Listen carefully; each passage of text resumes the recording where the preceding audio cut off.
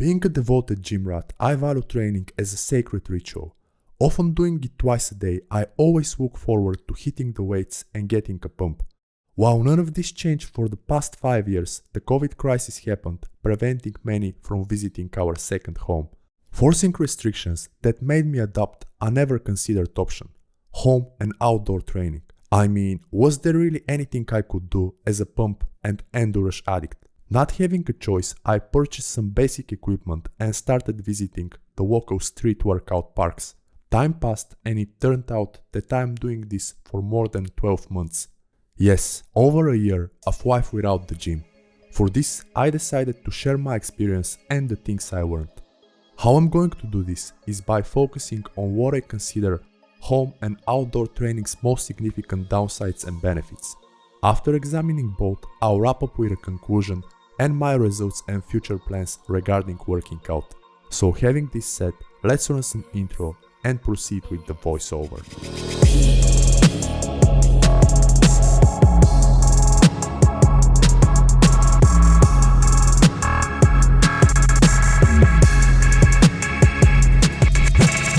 Downsides: limited equipment. Despite that some have workarounds, home and outdoor training has a few significant downsides. As first undoubtedly comes the limited equipment. The most fundamental a gym offers is a superior equipment and exercise variety. Designed for bodybuilding and improving aesthetics, my workouts are based on tons of pre-exhaustion and isolation. Actually, and depending on the muscle, the latter makes up about 70 to 90%. This means utilizing plenty of cables and machines to maximally fill with blood each muscle segment, especially the least developed, and only after that moving to the free weights and compound exercises. That being to finish the entire group by working it as a whole, while having its aspects preliminary and individually pumped.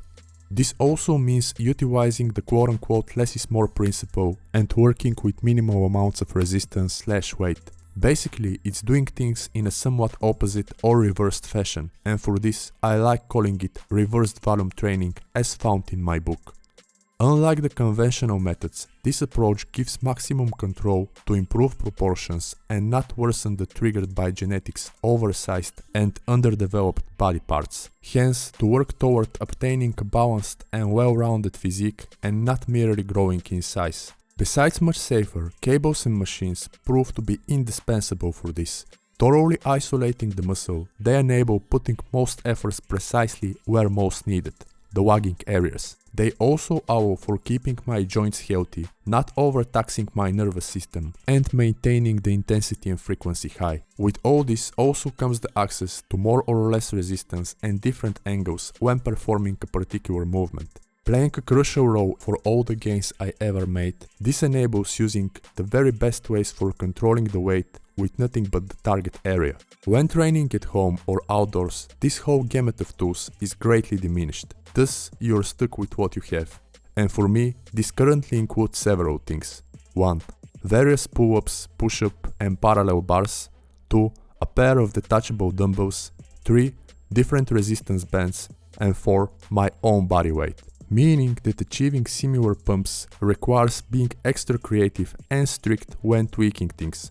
It also implies being extra careful of not snapping something, getting bored more quickly, and doing movements which, let's just say, aren't favorite of mine. So the bottom line is this: home and outdoor training make achieving the desired pumps somewhat challenging, and though it is still perfectly doable, it is not something I particularly like. No more gym buddies, nor inspiration. A second here comes not interacting with gym buddies and other gym rats. No, I've never been one of the people visiting the gym to socialize. It's just that hanging with certain persons while training can be relaxing and make the whole thing more pleasant. Also noteworthy is that I really don't give a fuck about seeing someone on Instagram. In fact, save for YouTube, I quit social media about 2 years ago. Recognizing a remarkable physique in person, however, is a totally different thing. When mine is also recognized by that person, it almost feels like a very subtle communication and even an energy exchange happening without words. One to be very difficult to explain to those not living the iron lifestyle. When it happens, that reignites my passion for giving my best in the current and the next few workouts. and if the particular one is female, then the whole thing works on a completely different level, inspiring me to do extra volume, pushing myself really hard.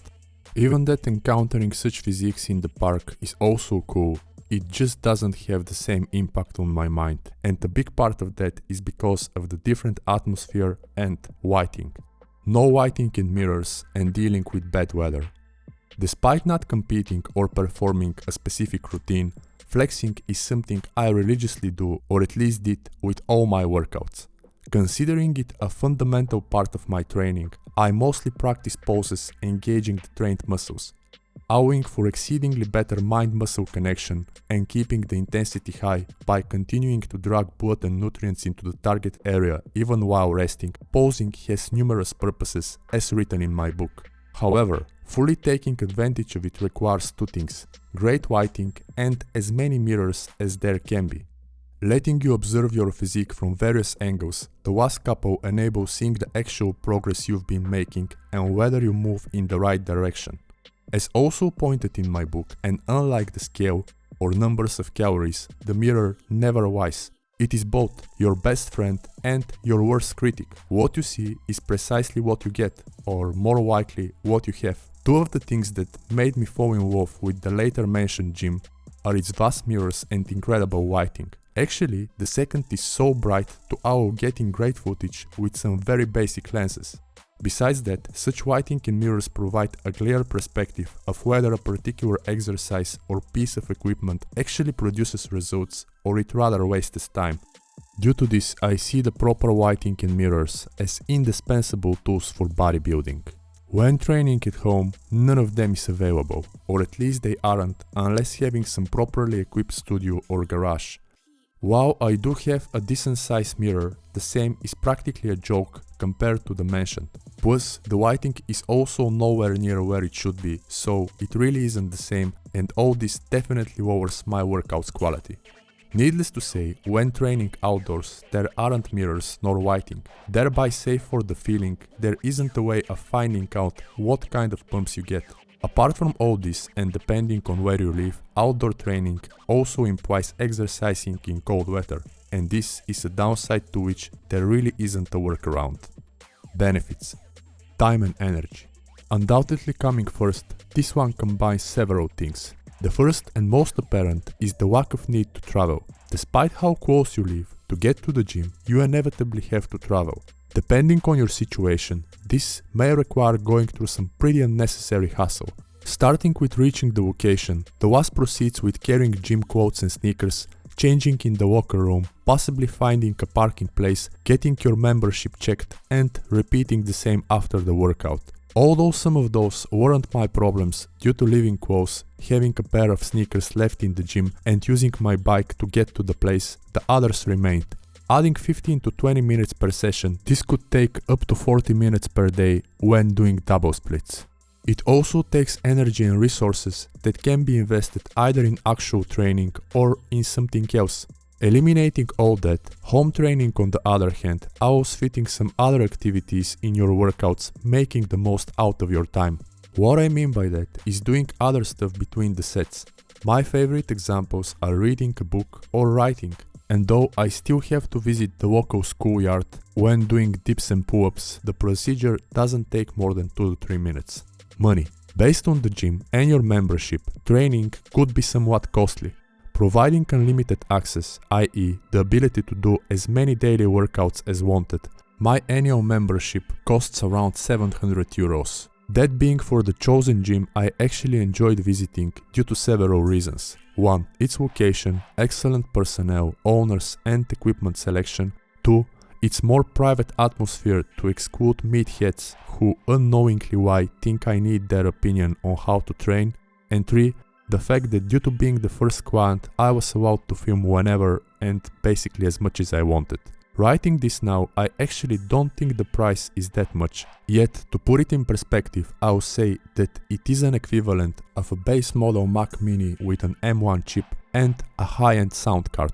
Sure, you also need some equipment when home training. Its price, however, is incomparable to the mentioned number. Besides, you actually start owning that equipment and you really don't need as much as you may think, as long as knowing how to isolate each of your muscles. Using nothing but the earlier listed tools, I can get pretty insane pumps in 90% of my muscles. With the others, it's kinda more challenging. It's not exactly the same as those I can get when using cables and hammer strand pieces as well, but it's quite comparable. So for me, it is a well-made investment and a worthy trade-off. Environment.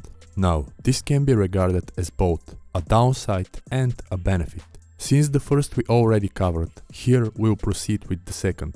The first part of the second is that home training automatically spares being exposed to extreme amounts of junk light. It also does that with the garbage TV content displaying from all directions at the gym. I really don't know about you, but I don't want TV to be part of my day in any shape or form. Or at least I don't, save for Netflix and Crunchyroll. I also refuse to be informed about the Instagram influencers on the Fashion TV channel. Instead of creating a proper atmosphere, this only kills my mood, disrupting my training, and the same applies to the usually played in the gym music. By training at home or outdoors, I avoid all that. Surprisingly, this makes me a somewhat better feeling and happier person. Now, my workouts are more relaxing, energizing, and even rejuvenating. Unlike doing it at home, exercising outdoors doesn't let engaging in other activities like reading or writing. Nevertheless, it allows focusing better on both the training itself and the books and podcasts I'm listening. It also offers the opportunity to disconnect, letting my mind wander while being more mindful of the surrounding me nature. It is very well established that being surrounded by nature promotes creativity, whereas staring at white or beige cubicle walls has the totally opposite effect. Another annoying to add here is that the gym's atmosphere drastically changed the last few years. Previously, it was so common for me to notice at least a few real enthusiasts per session. Now, I primarily encounter folks who are there not really to train, but to mainly socialize, order a bunch of shitty supplements, and most importantly, show that they go to the gym on their social media. Initially, all this really didn't bother me. Ultimately, however, those guys became the vast majority, so the whole thing isn't as fun as it was, and I'm far better off not sharing my day and training time with them. Final words and future plans. Something I believe this pandemic reminded many of us is one we always kinda knew but had temporarily forgotten. The most inspiring physiques of all time were built with nothing but basic equipment. Since the last work for the Golden Era legends, it would be more than enough for people like me and most likely you. I totally miss the cable and hammer strand pieces, yet by utilizing resistance bands, I can effectively pre-exhaust an area emulating some of my favorite cable movements. An example being the handles-free rear cable deltoid raise. In the future, I think to purchase a pair of push-up handles and a TRX trainer. No, not for functional training, but for merely extending my push-ups range of motion and pre-exhausting my chest and back before hitting dips and pull-ups. When I'll do that, I really don't know. Even without those, I get pretty remarkable results in maintaining my physique. So do I plan on getting back to the gym after the pandemic? Well, actually not really, or at least not entirely. Perhaps I'll visit it 2 to 3 times per month, mostly to hang out with homies and flex under proper lighting.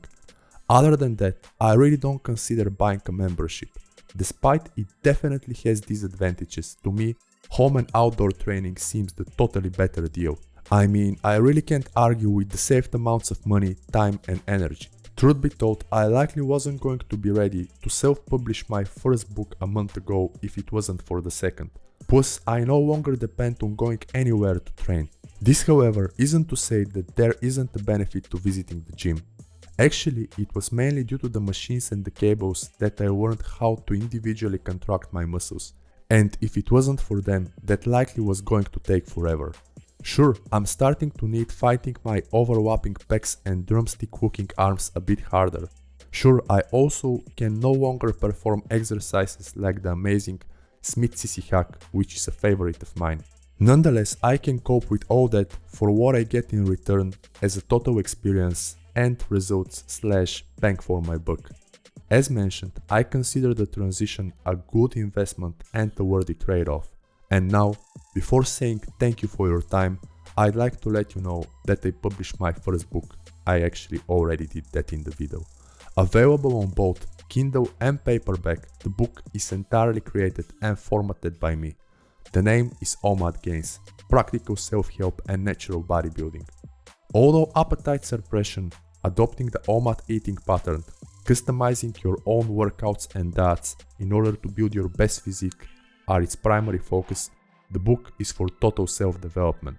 Divided into 3 parts or sections, it packs the very best optimization tools and tactics I utilized for the past decade. Obviously, that deserves a separate post, so here I'll only say this. If you ever found any of my content even slightly informative and helpful, this book will likely change your life. It did that with mine twice. Once when I gathered and applied all of its information, and another when I created it. And now, thank you for your time.